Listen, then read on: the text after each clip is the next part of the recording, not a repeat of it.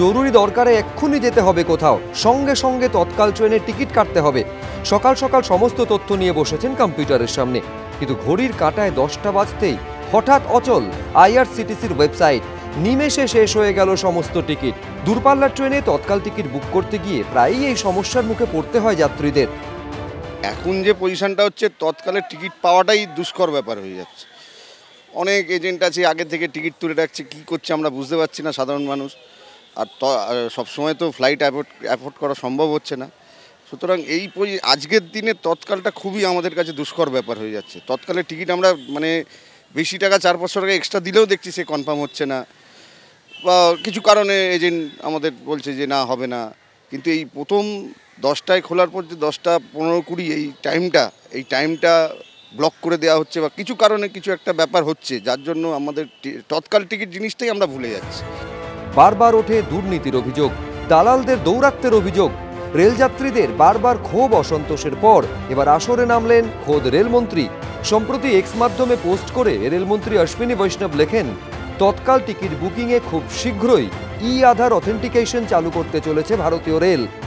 আধার যাচাইয়ের এই পদ্ধতিতে স্বচ্ছভাবে টিকিট বুকিং করা আরও সহজ হবে। আমি 2 মাস আগে টিকিটটা কেটেছিলাম কলকাতা স্টেশন থেকে, কিন্তু আমার টিকিটটা কনফার্ম হয়নি। তা আমরা জানতাম না কেন কনফার্ম হলো না, আমি রোজই দেখতাম। তারপরে যখন আমি ওই টিকিট ক্যান্সেল, লাস্ট দিন যাওয়ার আগের দিন, আমি তখন কি করব, আমার তো ডেট এগিয়েছে, তখন আমি একটা এজেন্টের কাছে গেলাম। কনফার্ম টিকিট, তৎকাল টিকিট 400 টাকা পার টিকিট বেশি। ভারতীয় রেল সূত্রে খবর, এই মুহূর্তে দেশ জুড়ে আইআরসিটিসিতে প্রায় 13 কোটি অ্যাকাউন্ট রয়েছে। এর মধ্যে প্রায় 2 কোটি 20 লক্ষ অ্যাকাউন্ট আধার সংযুক্ত। বাকি বিপুল সংখ্যক অ্যাকাউন্ট নিয়ে কোনো তথ্য নেই রেলের কাছে। গত কয়েক মাসে অস্বাভাবিকভাবে টিকিট কাটা হয়েছে বহু অ্যাকাউন্ট থেকে। এর জেরে রেলের তরফে ইতিমধ্যে ব্লক করা হয়েছে প্রায় 20 লক্ষ অ্যাকাউন্ট।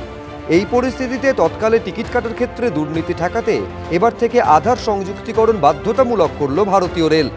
ভারতীয় রেল সূত্রে খবর, এই পদ্ধতি চালু হলে প্রোফাইল খোলার 3 দিন পর কাটা যাবে টিকিট। তার ফলে ভুয়ো ইউজার আইডি ও জাল পিএনআর জেনারেশন ঠেকানো যাবে।